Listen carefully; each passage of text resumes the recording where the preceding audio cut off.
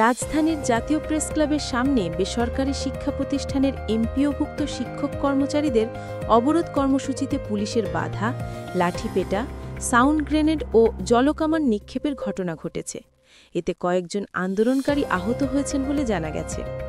আজ রোববার সকাল ৮টা থেকে এমপিওভুক্ত শিক্ষা জাতীয়করণ প্রত্যাশী জোটের ব্যানারে ৩ দফা দাবিতে শিক্ষক কর্মচারীরা প্রেস ক্লাবের সামনে অবস্থান নেন।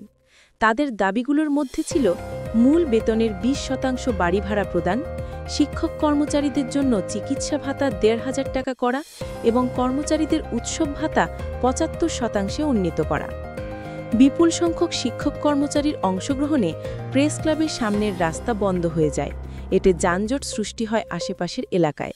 পরে বেলা ১:৩০টার দিকে ঘটনাস্থলে পৌঁছান ঢাকা মহানগর পুলিশের রমনা বিভাগের উপকমিশনার মাসুদ আলম।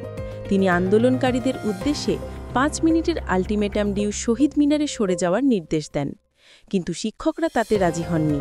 তারা ঘোষণা দেন, দাবি আদায় না হওয়া পর্যন্ত যে কোনো মূল্যে অবরোধ চালিয়ে যাবেন।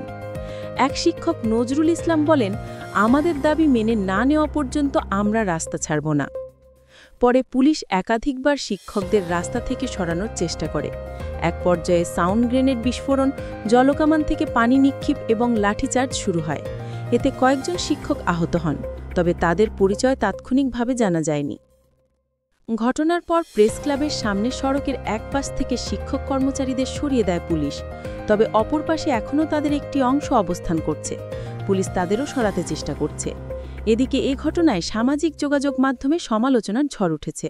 অনেকে বলছেন, ন্যায্য দাবি নিয়ে আন্দোলনে নামা শিক্ষকদের উপর এই ধরনের আচরণ অনপ্রেত। অন্যদিকে পুলিশ বলছে, জনস্বার্থে সড়ক অবরোধ বন্ধ করতেই আইনানুগ ব্যবস্থা নেওয়া হয়েছে। পরিস্থিতি এখনও উত্তপ্ত। আন্দোলনকারীরা জানিয়েছেন, দাবি পূরণ না হওয়া পর্যন্ত কর্মসূচি চালিয়ে যাবেন তারা।